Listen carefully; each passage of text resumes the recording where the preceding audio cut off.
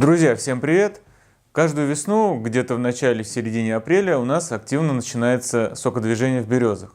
И каждый год я собираю несколько баклажек для себя и своей семьи, и для друзей. Ведь сок этого дерева в своем составе содержит большое количество витаминов и микроэлементов, особенно необходимых в период весеннего авитаминоза. Все эти вещества натуральные и точно принесут больше пользы, чем те, которые мы привыкли покупать в аптеках, синтетические мультивитамины.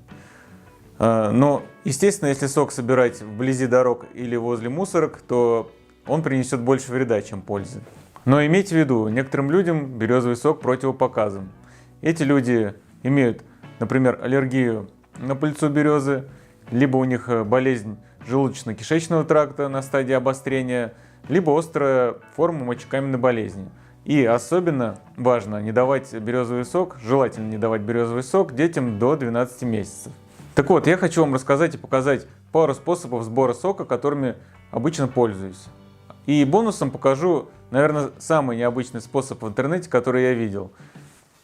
Итак, погнали! Начнем с первого способа. Для этого перемещаемся поближе к березе.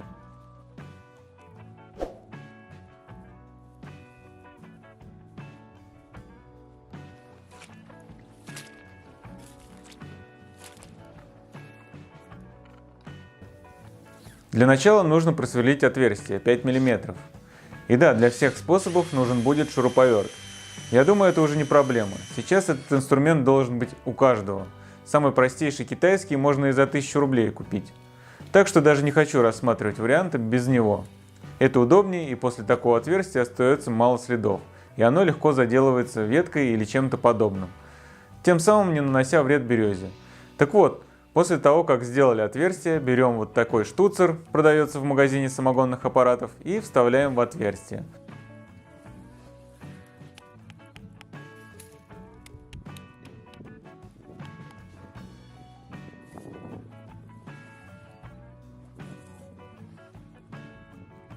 Далее подсоединяем вот такой шланг, можно купить там же. Все, ставим бутылку и собираем сок.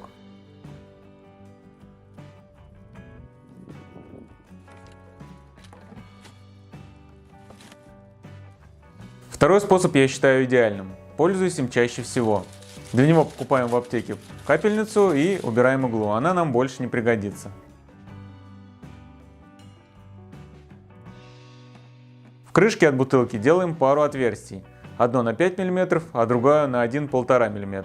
Я его сделал острием сверла по дереву. Этого достаточно.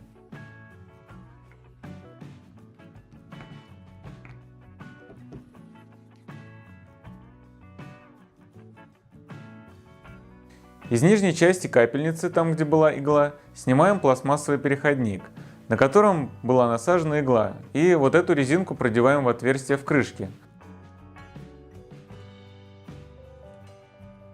А затем той пластмасской фиксируем с обратной стороны. Все, теперь перемещаемся опять в лес и делаем испытания. Погода часто меняется, и пока снимал про первый способ, немного похолодало и солнце спряталось. Находим подходящее дерево и тем же сверлом на 5 мм делаем отверстие на уровне глаз.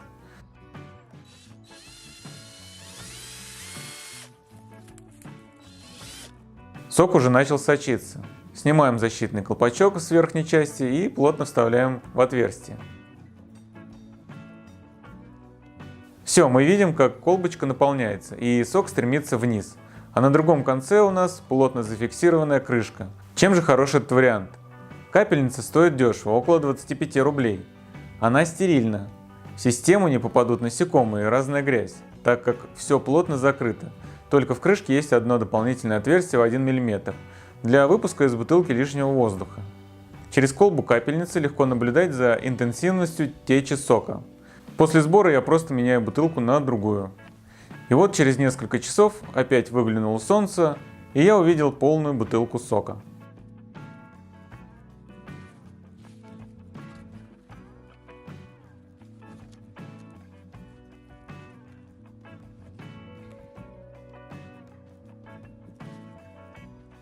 А последний способ я решил сделать просто для поднятия настроения. Он тоже рабочий, но повторять его, наверное, нет особого смысла.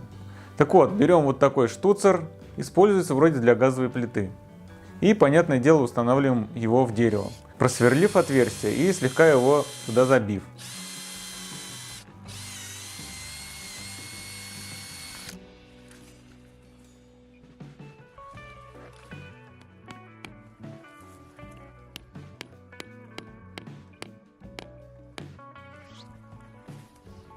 Далее накручиваем на него вот такой шаровый кран.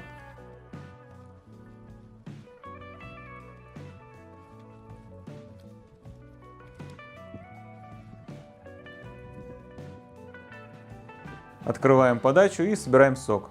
При этом, если сделать отверстие на уровне бутылки, то, подсунув бутылку под кран, дополнительно как-то фиксировать ее уже не надо. Да, способ для смеха, но тоже рабочий.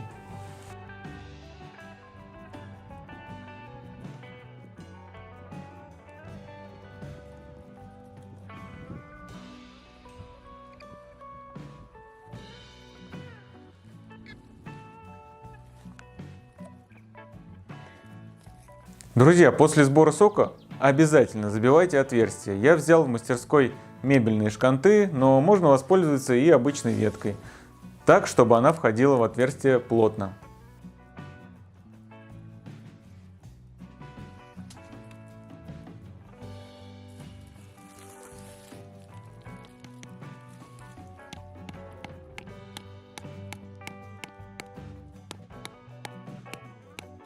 Вот такое получилось у меня видео сегодня. Думаю, информация окажется для вас полезной. Естественно, существует куча других способов, которые я не показывал. Но я поделился теми, которыми пользуюсь лично сам. Ну, естественно, кроме последнего. Друзья, а какой, на ваш взгляд, наиболее удачный способ? И каким способом пользуетесь лично вы? И еще, если вам понравилось видео, то ставьте лайк. И те, кто не подписан на канал, обязательно подписывайтесь. На моем канале вы увидите различные самоделки для гаража, для мастерской, для стройки, различные советы и хитрости мастеров, а также обзоры инструментов. Всем весеннего настроения, спасибо вам за внимание и пока-пока.